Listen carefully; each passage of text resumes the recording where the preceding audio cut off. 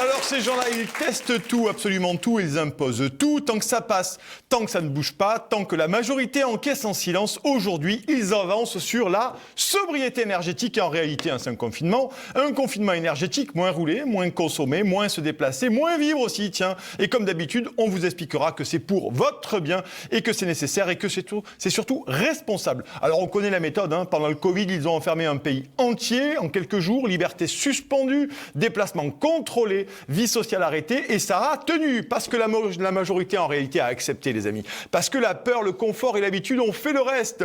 Ils encadrent, ils limitent, ils normalisent la contrainte, et Bruxelles impose, et la France applique, sans débat, sans consentement. Et pendant ce temps-là, vous payez toujours plus sur le carburant, l'électricité, les impôts. En fait, c'est un matraquage fiscal permanent. Vous travaillez, ils prélèvent, vous consommez, ils taxent, et ce n'est pas tout. Ils vous asphyxient aussi économiquement d'un côté pour mieux vous imposer leur modèle de l'autre. Moins de carburant accessible, mais des injonctions à basculer vers un monde électrique hors de prix, dépendant, contraint. On vous ferme la porte du réel et on vous laisse entrevoir une sortie unique, leur transition, leur modèle, leur contrôle, un monde où vous ne choisissez plus, où vous devez vous adapter. Et pendant ce temps-là, malgré l'évidence, malgré les alertes, il ne se passe rien, ou presque rien. Regardez d'ailleurs ailleurs, en Irlande, ça commence un peu à bouger, des manifestations s'organisent, des gens qui bossent, qui produisent, qui refusent de continuer à subir. Et en France, en France, une partie du pays, elle a déjà décroché. Elle a regardé les gilets jaunes se faire frapper, mutiler, sans bouger. Elle n'a pas pris 30 minutes de leur temps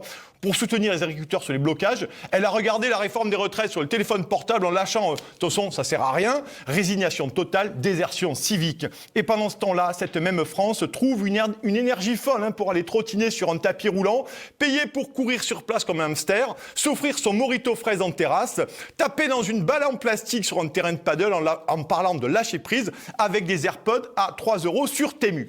Toujours du temps pour s'agiter, jamais pour se lever, toujours du temps pour consommer, jamais pour résister l'effondrement de la France.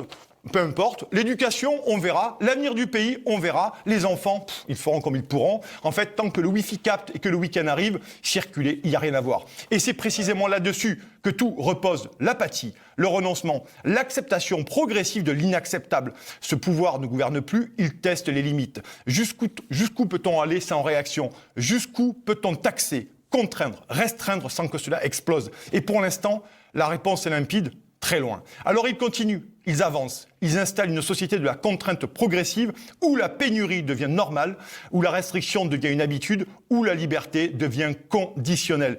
Et pendant ce temps, le pays s'effondre. Alors certains se raccrochent à 2027 comme à une bouée, mais à ce rythme-là, la vraie question, c'est même plus l'échéance en fait.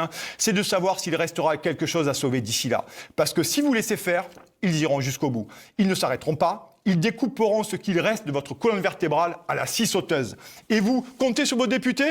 Non, en fait, ils sont trop occupés à compter les bifetons qui tombent chaque mois dans leur poche. Conclusion, rien ne s'arrêtera tant que ça sera accepté. Rien du tout.